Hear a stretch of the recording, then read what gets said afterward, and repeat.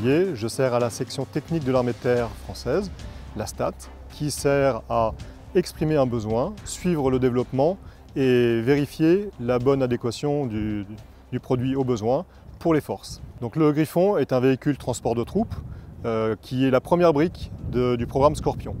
Le programme Scorpion, c'est l'aboutissement du combat collaboratif grâce à l'électronique et différents éléments que nous allons décrire. Donc le Griffon, à proprement parler, est un véhicule transport de troupes qui sera décliné dans plusieurs versions sur lesquelles nous reviendrons. Le Serval sera son petit frère dans les armées françaises à partir de 2022. Il a les mêmes fonctions pour être déployé en urgence, donc pouvoir en mettre deux dans un A400M, là où nous ne mettrons qu'un seul Griffon. Le Leclerc rénové, c'est notre char de combat français. Il y aura par la suite un véhicule plus petit qui pour l'instant est connu sous l'acronyme VBAE. Pour la France, c'est une commande de 1872 véhicules qui a été passée, que nous recevrons d'ici 2030. Ce véhicule se décline effectivement en plusieurs versions, dont la version véhicule transport de troupes que je vais décrire là, qui elle-même se décline en 4 sous-versions. La version félin, la version section de tireurs d'élite, la section missile moyenne portée et la version ravitaillement. Nous avons d'autres versions que ce VTT, la version génie, la version PC, donc poste de commandement, la version véhicule d'observation de l'artillerie, VOA, ainsi qu'un véhicule sanitaire. Nous aurons par la suite des versions NRBC et il y a effectivement en développement une version de mortier embarqué.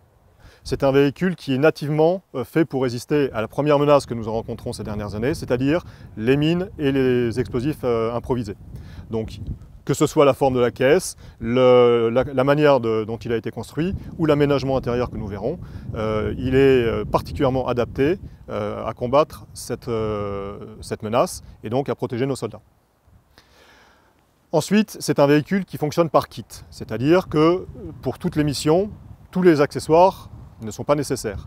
Nous avons par exemple le tourello téléopéré, sur lequel je reviendrai, des moyens d'observation comme le mât qui porte la caméra Antares, ou à l'arrière du véhicule, le système de localisation acoustique SLA.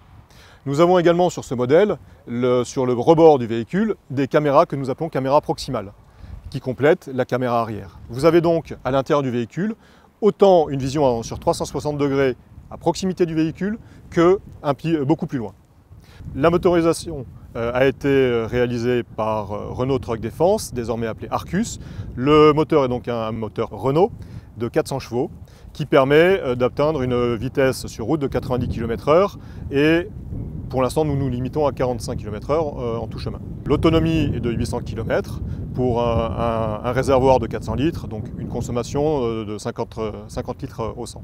C'est donc un véhicule 6-6 dont le train avant et le train arrière sont directeurs. Cela nous permet d'avoir un rayon de braquage très court, de l'ordre de 8 mètres. Ce véhicule étant particulièrement blindé, nous avons une assistance électrique pour l'ouverture des portes. La poignée qui est là, c'est une poignée de verrouillage. Malgré tout, l'ouverture et la fermeture est assistée. Elle est évidemment en cas d'urgence débrayable. Nous avons des coffres à l'arrière du véhicule ou la protection NBC. Vous voyez que la rampe est également assistée, même si là encore, nous avons un système de sauvegarde, en l'occurrence une porte à ouverture manuelle. Vous aurez plus précisément une vue d'une des caméras, la caméra arrière, qui est présente sur tous les véhicules, et sur le système de localisation acoustique que vous avez là-haut. Puisque nous sommes en Belgique, vous pourrez noter aussi l'armement individuel arrière que nous avons et que vous connaissez bien.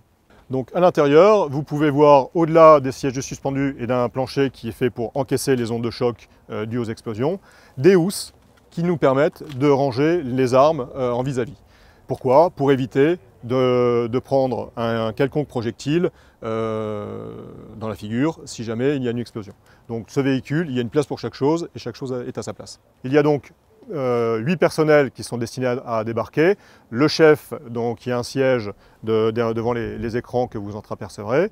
Nous avons 7 personnels sur les sièges arrière. Tout cela débarque.